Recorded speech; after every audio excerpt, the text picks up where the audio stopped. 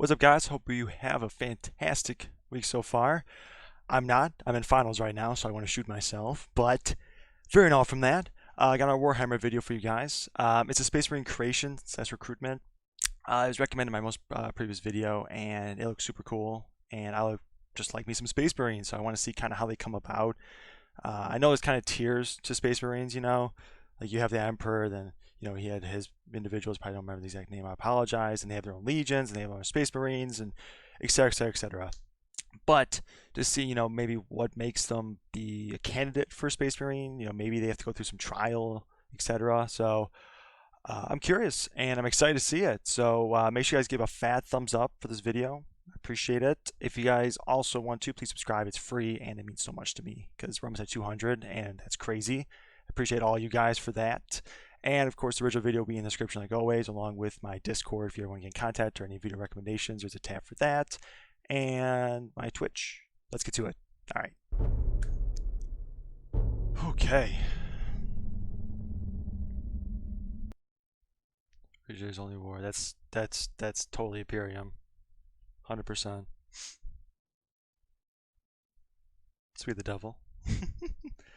From what I learned from their last video, my idea of the Imperium has kind of shuddered a little bit. Kind of went down a few bars. Even though they're like, what, the second most tolerable? I remember some of the comments said that. They shall be my finest warriors, these men who give themselves to me. Like clay I shall mould them, and in the furnace of war I shall forge them. They shall be of iron will and steely sinew. In great armour I shall clad them, and with the mightiest weapons they shall be armed. They will be untouched by plague or disease, no sickness shall blight them. They shall have such tactics, strategies and machines that no foe will best them in battle. They are my bulwark against the terror. They are the defenders of humanity. They are my Space Marines. And they shall know no fear. That goes hard.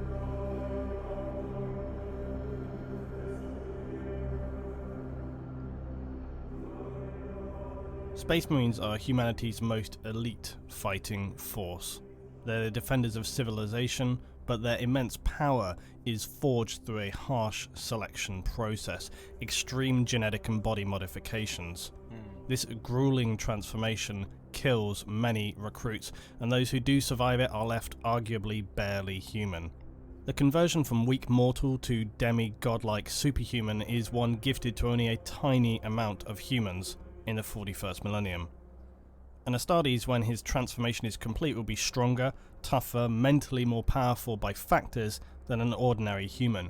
And while a Space Marine's prime mission is to protect humanity, their physical disparity from ordinary common humans can actually leave many Astartes to look down on these lesser common humans. Figured. While others will feel a renewed sense of dedication to protect those who can barely protect themselves.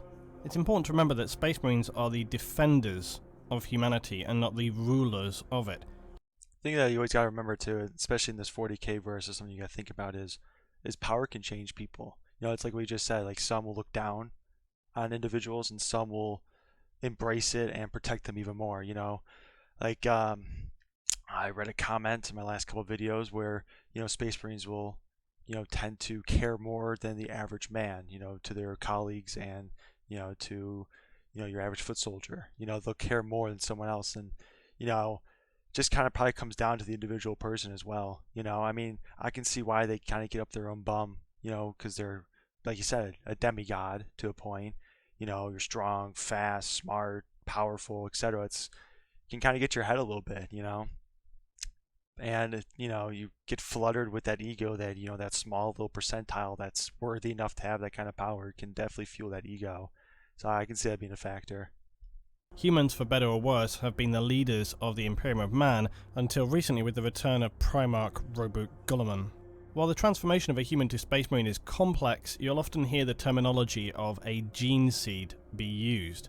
Now, a gene seed is not literally a seed, but it is a specific organ that each Astartes carries with seed-like qualities. Weird. It's a term used to describe generally the genetic material of an Astartes. It's more accurately the cells and DNA required to engineer a human into an Astartes. The gene seed, more specifically though, refers to the Space Marine's progenoid glands, and the clue is in the name there when you think of progeny. These organs in a Space Marine respond to the other genetic implants they have and replicate DNA. Essentially, they are, in a manner of speaking, an asexual form of reproduction, which is why when a Space Marine is fatally wounded on a battlefield, an apothecary will fight to recover his gene seed. It's also why, yes, Space Marines do not require heterosexual reproduction. 5 years from implantation, a Space Marine's neck progeny... That's weird. I don't even know what to say about that. That's weird. So what would you do with the gene seed then? Like, does it formulate into another Space Marine? I mean, that's probably not it. Or do they put it into another individual? I don't know. You know, because asexual reproduction is like, you know, you have two cells, for instance. Well, let's say, for example, you have one cell. It splits, and now it's two cells. They're identical. So would it formulate into another Space Marine? I don't know. That's super weird. I don't know. Super weird. Genetic glands can be harvested, but the chest glands won't be harvested up until 10 years. Space Marines essentially depend on themselves to produce new Marines for the chapter. Lastly, in this general sphere of discussion, to answer a very commonly discussed topic, are Space Marines actually castrated?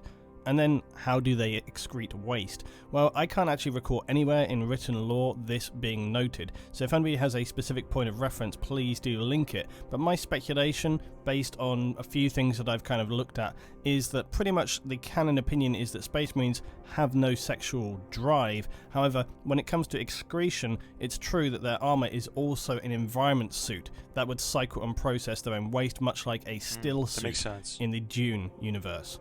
That makes sense. That's a good example posed with the Doom universe, but honestly, it's probably a good thing that they can't, like, you know, get it on, because they probably kill their significant other. You guys can take that any way you want to. Take it any way you want. That's all I'm saying. Also, Space Marines do not live in their armor, although they may wear it for extended periods of time. It can be removed.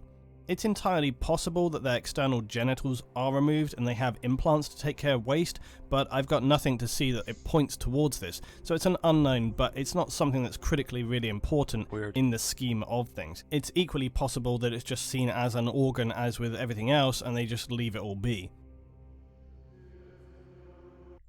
Sorry about the cut, guys. There's an ad. Super early in the video too, that sucks, but that's an ad. My apologies.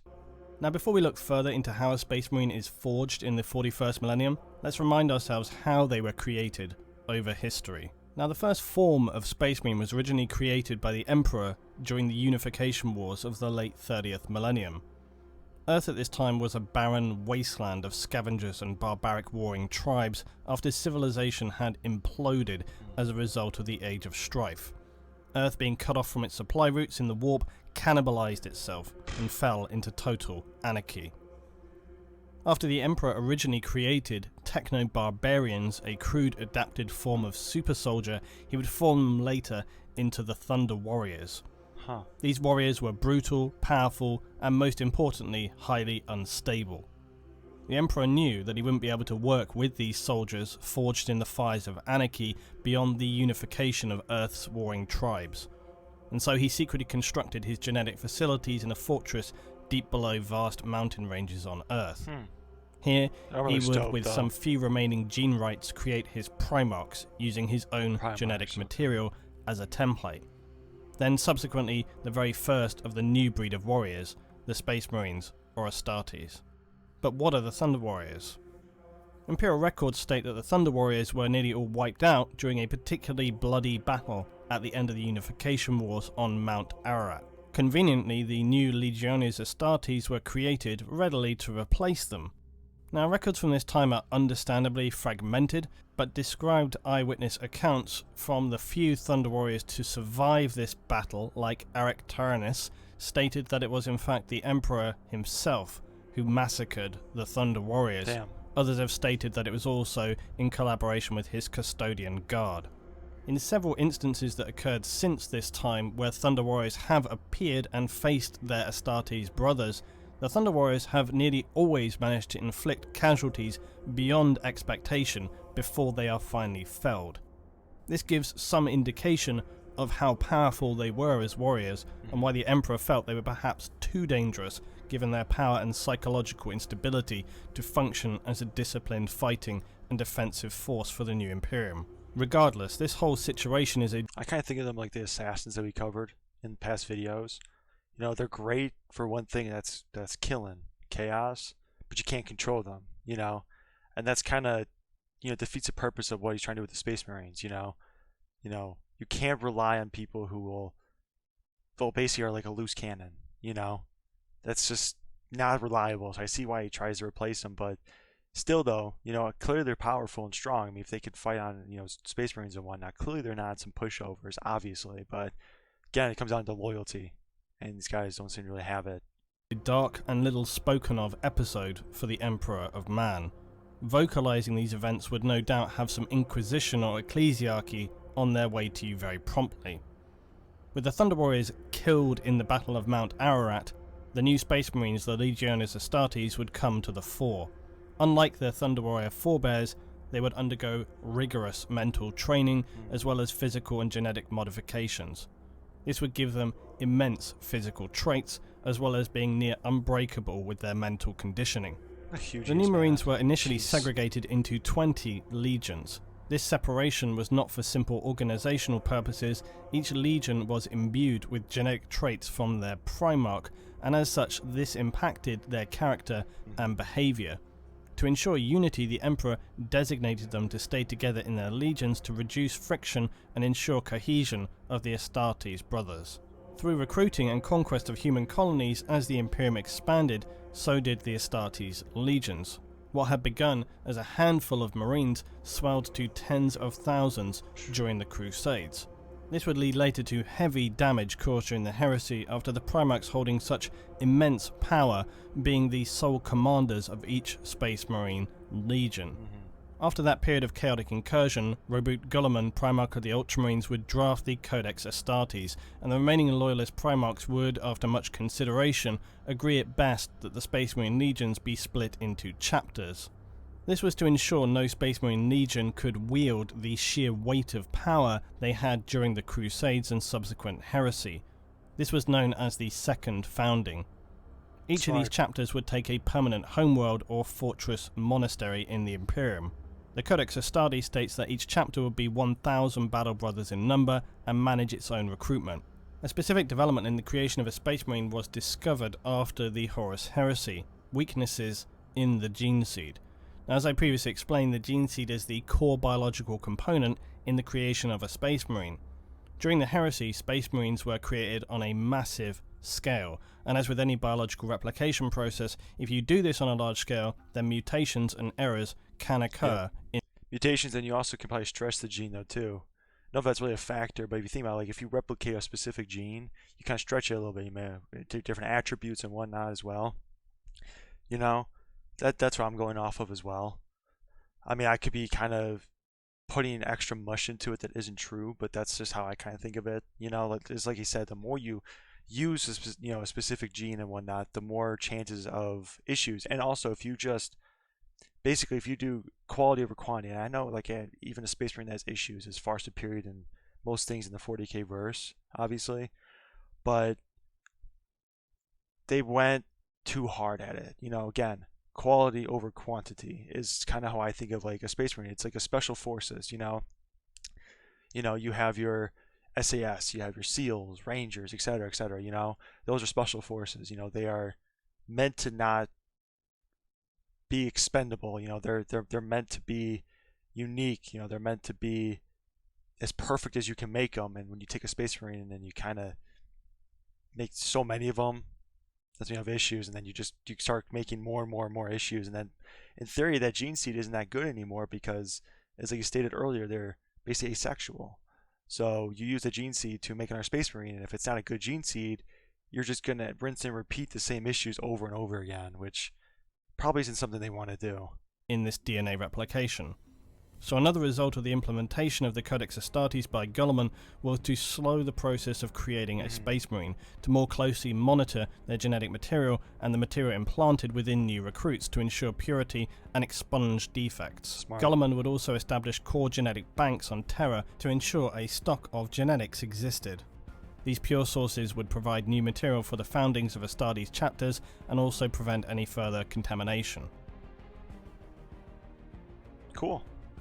As previously described, each chapter is responsible for its own replenishment. It chooses where and how to locate potential Space Marine candidates. Many will recruit solely from their own homeworld, but others will reach out to hive worlds of the Imperium to locate powerful and resilient fighters who have shown promise and an unnatural ability in combat, even potentially recruiting from gang fighters in hive cities. Feral planets can also be good for selection, as the humans here are physically tough and have to deal with daily hardships more frequently than some other Imperial planets. Surprisingly, less recruits actually appear from the militaristic worlds like fortress planets, maybe because although knowing the lives of military discipline, they haven't endured the true horror and hardships that come from the rougher ends of Imperial life. Any candidate for a Space Marine will be usually young, between the ages of 10 and 15 years old. Damn. Obviously they need to be strong, healthy and fiercely loyal to the Imperium. Often on worlds where recruitment occurs, young male humans who show exceptional skill or strength are pushed hard to give them the best chance of potential recruitment. Candidates can occasionally be as old as 20, but the full effect of their biological conversions may not be as effective or complete. That makes sense. Standard trials for Space Marine recruitment often involve combat, endurance, perhaps hunting of some extremely dangerous indigenous animal, and for the few who survive the tasks set by the Astartes who are there to supervise, the rewards are beyond estimation. It's difficult to describe just how revered Space Marines are to ordinary citizens of the Imperium. While they wouldn't be directly worshipped, they are certainly individuals with godlike reverence and awe. Many humans in the Imperium will go their entire lives without ever even seeing an Astartes, and they may only arrive on an Imperial planet once in a generation. On some worlds they are even somewhat mythical. So for a family on an Imperial world to have their son chosen for Space Marine recruitment and candidacy would be an honour beyond imagination. But from some perspectives, bittersweet, in as all likelihood they may never see them again once they have been accepted, and in very high possibility will probably die in later processes. But it's nonetheless the highest honour to serve the Emperor and the Imperium in this way, and would no doubt lead to adulation, even possible special treatment for families after the fact. Ordinary citizens understand that to be accepted for the conversion to the Astartes, the Emperor's chosen warriors, is nothing short of becoming a demigod. Then again, you could just as easily have been recruited from a hive world full of daily extreme violence, and your gang was just forcibly made to participate in the trials, and you were simply the only one left alive at the end. So that's your flip side of the coin. Pray you never seek acceptance to the Grey Knights. I'll cover that later. Despite all the physical and mental requirements for candidacy, another element is spiritual purity. In the 41st millennium, Imperial society is heavily religious, worshipping the God Emperor, and most importantly decrying the ruinous powers of chaos. Chaplains and the ecclesiarchy will continually monitor society around Astartes' recruitment sources to ensure that there are no signs of taint by the dark forces of chaos. It's another ad, guys. My apologies. I'm so sorry. These ads suck. That's the thing I hate about YouTube is these ads. They're so random too. Ugh. Sucks. With the easy part over, the selected candidates, now known as aspirants, will begin the ritual process of becoming a Space Marine. This may be a formal process of reciting scripture, or it could involve further trials. These could take place on the homeworld or result in immediate departure for the aspirant. Each chapter has their own private and guarded initiations. Some of these can be heavily traumatic and are usually significantly harder tests designed to break those who show even the smallest cracks of weakness. These trials for the young aspirants may even include ritual slaughter, scarification, even amputation and bloodletting. It's all designed to prove their commitment, loyalty and unwavering faith in the Astartes chapter. See, I was thinking like comparing this to like Halo. I mean, this is a little more sick, but like the Spartan 2 program, you guys know Halo lore at all. It's like Master Chief, that's the elite of Spartans, the strongest, fastest, I mean, they're crazy. And if you know, at least the first generation of Spartans was that they were captured as kids and basically put through stuff like basically kind of what these guys are going through. Like they were put on missions where they had to If I remember right, they had to make it back to a ship or something. They got dropped off in some like frozen planet or whatever, and they had to make it back. And they actually fought off like an insurrection group with no weapons, and they were just like 10 years old or something. So I kind of put some connection between this and Space Marines, just because they have similar-ish kind of like, you know, I'm trying to think like I don't say ritual, but like advancements. You know, you go through certain processes like, you know, genetic manipulation and whatnot. They both go through that. So you guys can correct me if I'm wrong, but that's kind of where I'm thinking like, you know, some similarities. I mean, I get the same vibe from a Space Marine and a Spartan, except Spartans are more humane, at least the later generations compared to Space Marines, but that's just kind of how I think of it. Unsurprisingly, some aspirants do not pass this phase of testing physically or mentally. Aspirants will continue periods of testing and examination as well as actual live combat during their period as a recruit for the Space Marine chapter. And some of these trials may be cleverly disguised as coming of age rituals, other celebrations some more combat based. All though will be observed carefully by senior members of the chapter and chaplains who will be assessing key traits and behaviours, looking for candidates who fulfil their exacting requirements. Some of these aspirants from Feral worlds or even other worlds may not be truly aware of what Space Marines are, and this innocence may in some way protect them from making overthought errors that cost them later.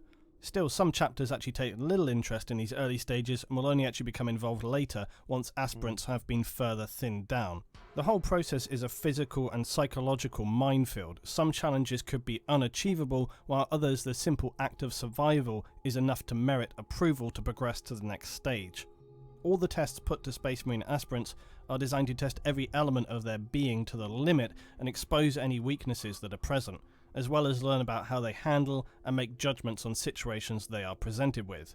While the recruitment age for these aspirants is undoubtedly young, it's worth remembering that the nightmare environment of the 41st millennium is undoubtedly very harsh, and so growing up and becoming an adult quickly is something which many learn to do, and so their age shouldn't necessarily dictate your judgment of them based on our current period in time. She missing half her body? That's weird. Standard Astartes trials for these young recruits can include knowledge of self. Astartes look at recruits' mental strength equally to the physical. The horrors they will face in their lives as a Space Marine, despite later conditioning, require the strongest character in a recruit to be successful and worthy. They may use a chapter librarian to impose psychic horrors on a recruit to see if they survive the nightmares they're forced to witness. Spines coming he may be forced to take drugs and face the worst parts of his own psyche. The stress and trauma of this trial can often physically affect their bodies as well, so in many ways this becomes the ultimate test for recruits. My gosh, what am I looking at? Completion of this trial will undoubtedly fundamentally alter the young recruit forever. Some chapters, like the Imperial Fists, consider this kind of mental testing especially important, but do so by exposing their recruits to literal physical pain, and we use devices like the subtly titled pain glove. These hook into the nervous system of the recruit and inflict horrific pain, but also maintain their consciousness well past what a normal individual could handle. The result will either be a mentally toughened but probably scarred individual, or a complete mental breakdown and death. An obvious and standard test for many recruits is exposure. Most worlds of the Imperium have unforgiving environments, and so sending out recruits into these wastes with little to survive with is an easy way to tell who is strong enough as a candidate. Space Marine apothecaries can rebuild damaged individuals, so the test is less of can you survive without consequences, and more simply, can you survive? Many worlds are severely irradiated, frozen wastes, toxic wastelands, or ashen wastes, where planets have suffered total ecological collapse. Jeez. Alternately, a planet could also be a literal jungle full of horrific creatures, small and large, ready to tear you to pieces or just melt your face off. As stated, the test is simple: survive for a set period of time. It will also likely involve some object of crossing a distance from A to B, so as to avoid recruits just digging a hole somewhere and sitting in it until time has elapsed. Makes sense. Some of the tests could well be impossible to complete and are simply assessing who can survive longest or travel furthest before dying or near death. The Ultramarines and Space Wolf chapters are known to favour exposure testing. A fairly self-explanatory trial, recruits are pitted against one another in one-on-one combat. When the last few remain, the assessing Astartes will usually halt the assessment.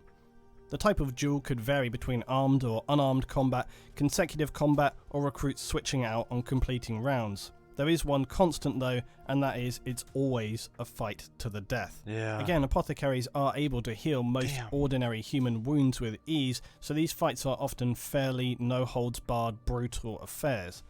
Amputation and heavy trauma being the norm. Unsurprisingly, duels are the Blood Angels trial of choice, but others such as Dark Angels, Imperial Fists and Space Wolves also put this trial to their recruits. That makes sense though, the Space Wolves, because if I remember right, they're really hand-to-hand combat, right? They're like the gungs-ho, get your axe and just dive in the middle. So that kind of makes sense why they do hand-to-hand, because why would they want individuals who aren't good in a one-on-one duel, especially hand-to-hand, to be in their legion if their legion is known for hand-to-hand and close-quarters combat? That kind of makes sense in a twisted kind of way. War is life in the Imperium, and although some worlds know this more than others, planets used for recruitment usually have some form of regular combat going on. This trial is less a trial and more a means of assessing potential candidates. Astartes may have observed head-hunting particularly strong champions, or they may watch them from orbit, observing infighting between tribes on Imperial feral worlds. In this trial, recruits are tasked to head out into their homeworld and slay a beast for causing chaos or harm to their world. Many Imperial worlds host highly dangerous life forms or worse, orc infestations. The recruit must go out alone, or sometimes in small groups, and return with their captured hunt often alive. With these group hunts though, the nasty twist is that there can only be one successful recruit, so they could turn on each other, break off alone to achieve or steal victory. I personally question the validity of this test. Fighting to the death to show strength over others seems plausible, but setting out in as a group, but then betraying other recruits seems to go kind of against the traits Astartes look for in recruits. Anyway, on returning home, they'll be required to slay their successful hunt in a ritual in front of their community before being led successfully away in the throes of glory. Lastly, the quite vague challenge trial. And this is exactly what it is, some form of probably unsurmountable challenge. This could be to attempt to fight a full-blown Space Marine in combat. An impossible task you might imagine, but usually remember this is the 41st millennium and bizarre occurrences are abound. That's like saying I'm gonna go play basketball against Michael Jordan or Shaq or some shit. Like, just look at their size difference. I mean, we're taking a guy who's mentally beat up, had to fight monsters, kill his brethren, and now you're putting him against a full-blown Space Marine. Okay. While the thought of a child fighting a Space Marine seems insane, remember, the task is usually to see how they approach it, not necessarily their success. In some extremely rare situations though, the aspirant may actually beat the Space Marine challenger. As completely impossible as this may seem, that individual usually will hold some unusual or rare power and will go on to become a legendary hero of the chapter. The aspirant will also usually be armed while the Space Marine unarmed and without his power armor. Still, that makes a little more sense. It makes a little more sense. I mean, if you have this rare ability and you're armed and he doesn't have any armor or whatnot, no ranged weapon, it makes sense. But still, I mean, you can't push Space Marines away. I mean, really, their armor is for communication and looks and, you know, like you said, maybe waste disposal and just protection. You know, it's not like they truly need it. But still, as with most of the former trials, the test here is really about if they can just survive at all, not so much best their opponent. Sorry, guys. Another ad. Gotta love them, right? Ugh. Hello. Other arguably more horrific tests though could be non-combat based and test a recruit's strength, speed, mental skill or resistance to toxins. So they might for example be forced to drink nightmarish toxic chemicals, lift weights so heavy they break their bones apart, or evade some kind of horrific dangerous trap. Recruits deemed to have succeeded by whatever standards, however unlikely, will then be restored by chapter apothecaries. Ultramarines and again Imperial Fists favour these trials. Clearly, a great many recruits will not survive this stage of assessment, shit. but even those who fail to be accepted but by some miracle survive will usually be heavily respected for having. Also, just put a perspective on you guys here too. When he says that they lift weight to break their bones, okay? As you know, breaking a bone is extremely painful, right? What's connected to bones? Like, what kind of holds bones? Well, that's muscle and tendons, and your skin's also, you know, an organ. So you're tearing your skin, tearing your muscle, which is painful as shit, and your tendons, and your bone. So it's not just simply he broke his bone, but he tear everything. Because think about when you lift weight, you know, it puts stress on your bones and your muscles and tendons. You know, it's not like you just, you know, broke your leg. You know, there's other factors to it, is what I believe. You know, yeah, no, I'm good. Having done so, not just by their families and friends, but by the assessing Astartes. Having done no wrong but maybe just not made the cut, these surviving but unsuccessful aspirants who were assessed on their home world may return to their former communities, a rare occurrence. Or they may continue on to serve the chapter as a serf, a menial but loyal servant who takes personal care of, say, a marine's armour and weaponry. Those returned to their homes are extremely few, but surprisingly are not perceived as failures. It would be made clear to all that having just survived, they have shown sheer strength and integrity as an Imperial citizen. They would then likely go on to become a strong leader for that world as Imperial Guard, Planetary Defense Force, or some other leadership. Makes sense. Successful aspirants will now become neophytes. They will move on to the next stage, where they'll begin the early stages of conversion to a full Space Marine with the initial implantation of the gene seed and chemical adaptation of their genetically enhanced organs. This could mean immediate departure with a Space Marine brother to the next phase, or it may be that they are allowed to celebrate in their home community before departure. A very huge moral boost for the Imperial community there, and also to help reinforce Imperial values and loyalty. To be able to say your community gained a successful Astartes recruit is no small thing, and statues, paintings, songs and stories will be told for many years, if not generations to come. Neophytes will be expected to engage in training for combat as well as other mental training, as well as following chapter lore. If a neophyte should break chapter lore through ignorance or unthinkably by deliberately doing so, they will expect severe punishments.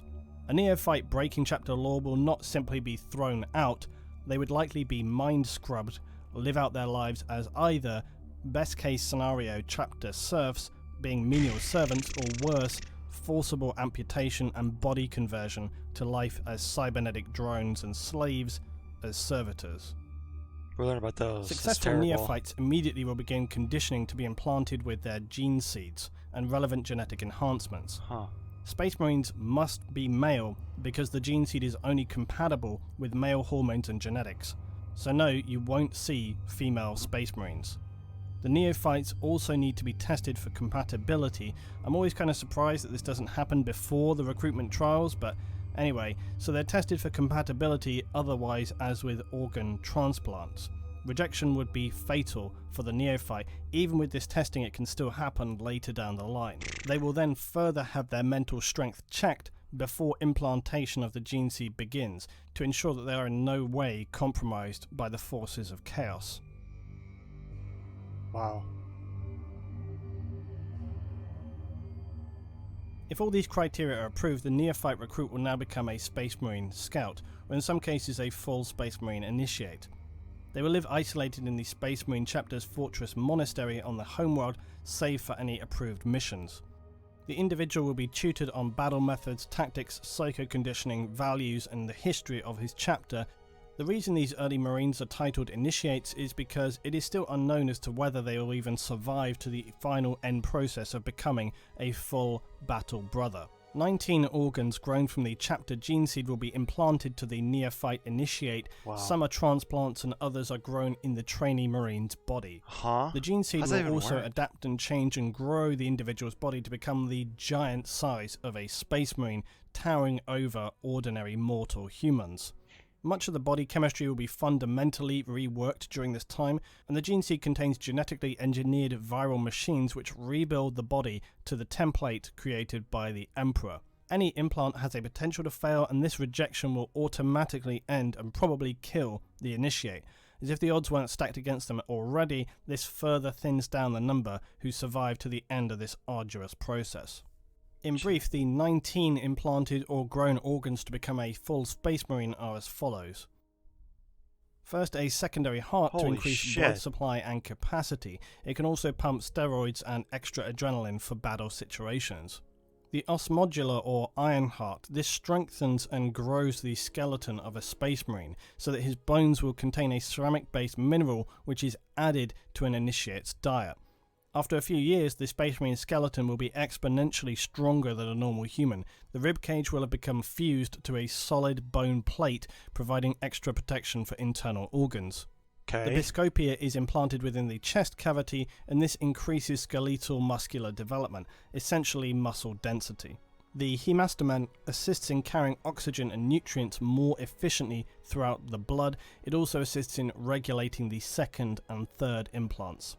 The Laramans organ is also placed in the chest and manufactures synthetic Laraman cells. These serve like ordinary human blood platelets but faster and more efficient. When a space marine is wounded, they form fully healed scar tissue in seconds, preventing hemorrhaging. This Whoa. ability can make space marines appear invincible as they take wound after wound. Anything other than the most catastrophic of injuries is going to leave them still standing. The catalepsian node is implanted in the back of the cerebrum. It allows space marines to avoid the need for sleep, entering them into a form of ongoing coma, allowing their brain the ability to systematically recharge by individual parts at a time. This enables them I to need stay that. on duty for hundreds of hours. I need that. The seventh implant is the preomnor. It functions as a decontamination chamber above the stomach and will analyze ingested materials, neutralizing any organic or inorganic toxins. It also enables Astartes to eat materials for sustenance that would kill ordinary humans. That's insane. The omophagia is implanted in the upper spinal cord. It absorbs information through ingested DNA and RNA related to memories. The purpose is to gain tactical or survival information by eating animals or life forms indigenous on a planet. In addition to a second heart, space marines also have multi-lungs as their ninth implant. 3 in fact. This is to give them extra oxygen absorption in thin air environments. In a toxic environment, their ordinary lungs are shut off to allow the third lung to act as a filter for any necessary toxins. The 10th adaptation is the Ocular Lobe. It's a gene seed adaptation that enhances eyesight along the optic nerves. This gives increased accuracy of vision and increased low light sight ability. Lyman's ear is not simply better for more accurate hearing, it enables marines to resist ordinary human dizziness and for them to be able to filter out white noise and sonic attacks. The Sasan membrane allows a space marine to enter a state of suspended animation. This can enable mortally wounded marines to survive until help or an apothecary's arrival. This hibernation period has been known to be able to last for anything as long as half a century. Huh? I was gonna say like a week?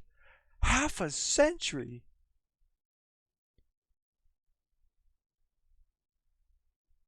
Holy shit.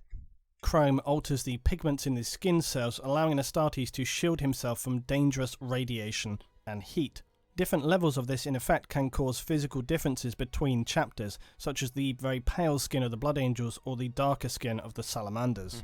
The Olytic Kidney filters blood to further remove toxins that have been ingested in combination with the 7th organ. It is best not to think of this though like an ordinary kidney, as this organ functions to assist in removing toxins before they have passed through any normal process of absorption. That's crazy. Otherwise it wouldn't be very useful. It also helps to regulate the advanced circulatory system and other organs. The neuroglottis in the mouth allows a marine to biochemically analyze things by taste or smell. or determine if something is poisonous or safe.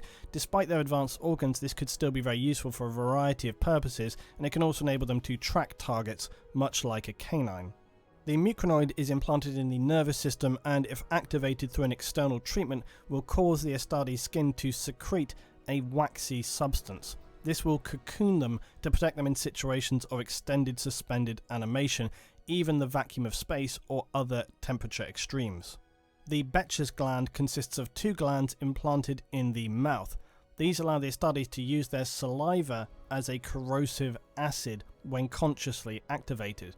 This could enable them to corrode bars if they were held captive, or remove doors from their hinges. It also can assist them in eating difficult to break down substances. Some marine chapters have found that this organ no longer functions or has become less effective over time. The progenoid glands, or the gene seeds, are the critical organs of a space marine. They're implanted into the neck and chest cavity and serve as reproductive glands to allow their DNA to be collected upon death and safeguard the continuity of the chapter. Apothecaries of a Space Marine chapter will cultivate germ cells from the progenoid glands to create the 19 organs of a Space Marine, or some of them, because some are grown within the Space Marine themselves. The final organ is the black carapace, otherwise called the interface.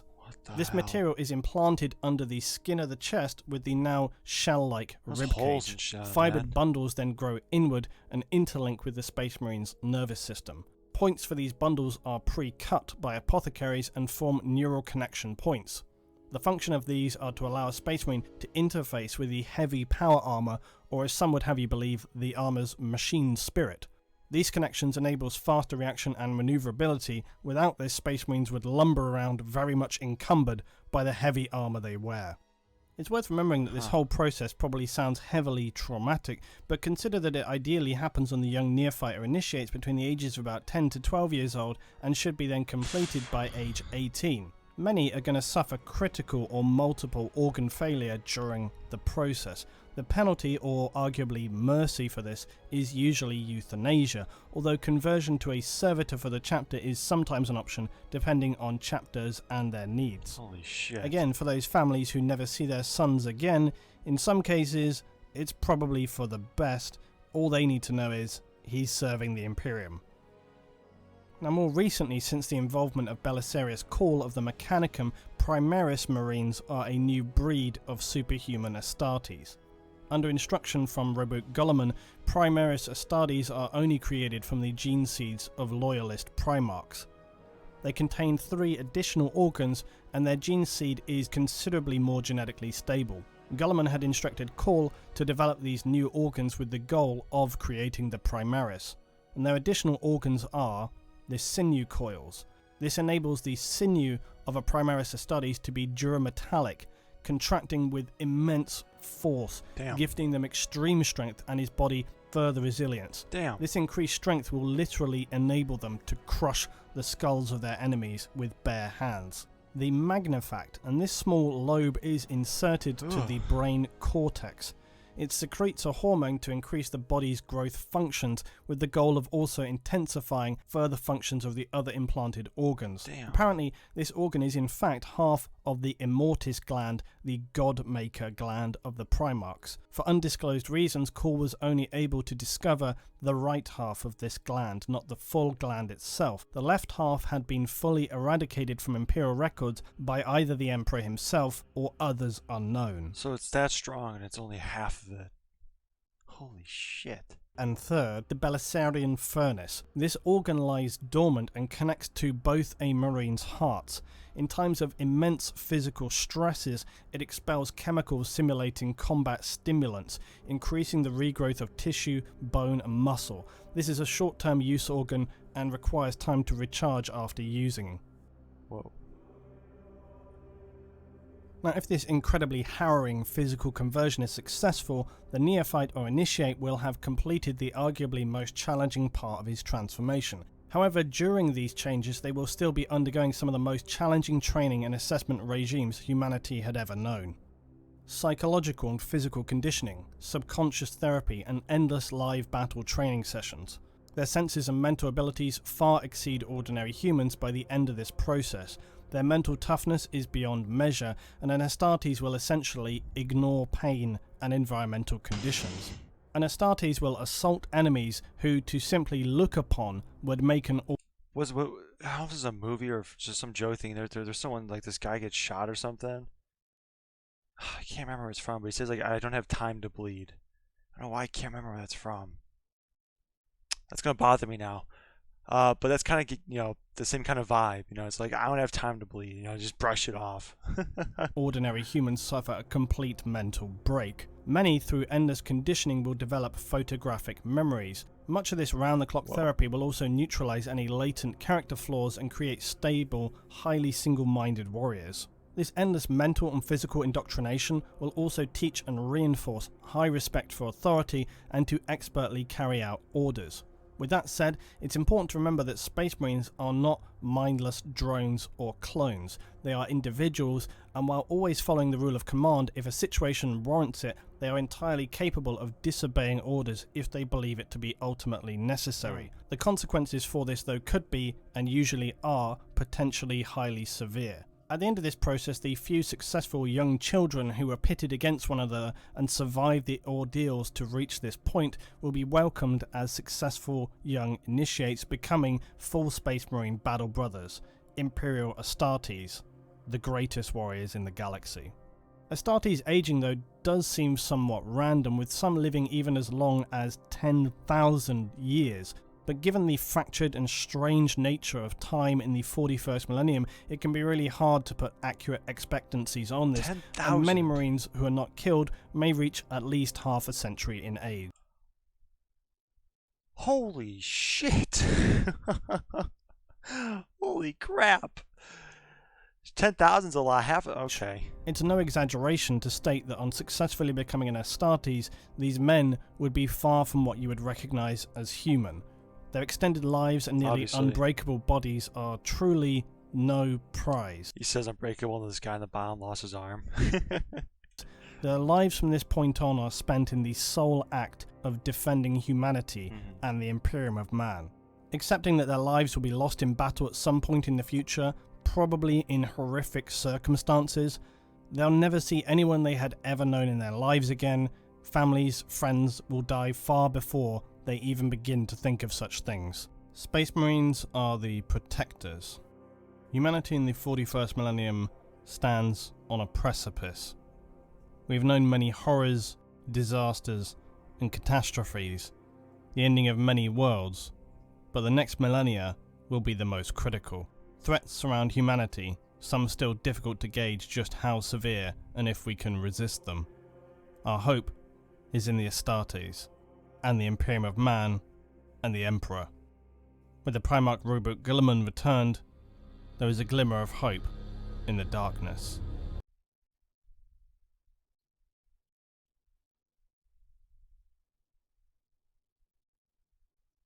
Man, never changes to whatever changes. Dude, that's actually like relative quote. That's dope. Holy crap. I don't even know what else I can add to this. I was not expecting this. I knew there was going to be trials, obviously. I mean, that's just a given, I mean, how can you get such an elite force without any kind of trial, But to the severity of the trials and what they have to go through and how they're not even the same, like they can vary from each individual legion is just mind-boggling. Like I can't even comprehend, what they have to go through. I just heard it and I still don't even understand, I mean, each phase of that trial, of course, is built to make you lose, make you fail, basically kill you, because if you think about it, like they said, Space Marines are looked at in such a high regard. You are the elite, and they only want the best. But I need to learn more about these Space Marines and stuff to fully comprehend what they have to go through at that young age. I mean, think about it, you're 10 to 12 years old, and they drop you off an ice planet. You have to fight some ferocious beast, you're 12 years old, you know what I'm saying? Like, we can sit and be like, oh, that's so cool, but then when you actually really think about it, you're like, man, if I got dropped off there and I was the way I am now, I am so done. I'm dead. I'm dead. There is zero chance I'm gonna get out of there. Zero chance. And then after that, you have multiple more trials. They're gonna mess with your brain. They're gonna your psyche, and then they're gonna make you pin against each other and you have to fight to the death and you might lose an arm and a leg doing it. And you're still not done yet. You still have to go through the process of getting these organs in you, which will probably kill you. It's so crazy. It's crazy. It's cool. And that's why I love Space Marines. This this was awesome. Just to see their background and lore, not just see them as some big beast that can just kill everything. To see that, it's not easy to get to there. It's basically impossible. It was definitely cool, and it builds a little more onto the amazing lore that Warhammer has. So I hope you guys enjoyed the video. I sure did. I think there's a part 2 of this, so I'll be checking that out. Expect that really soon. But again, the original video will be in the description along with my Discord and Twitch. And make sure you guys like and sub because I appreciate it. Please. We're trying to push towards, I want to get towards 500. It's my next big milestone because I can actually make like announcements and stuff. Like, if you're on YouTube, like those polls, I can make those then so I can give you guys updated information about that. And then we'll keep on going from there. All right. I'll see you guys around. Take it easy.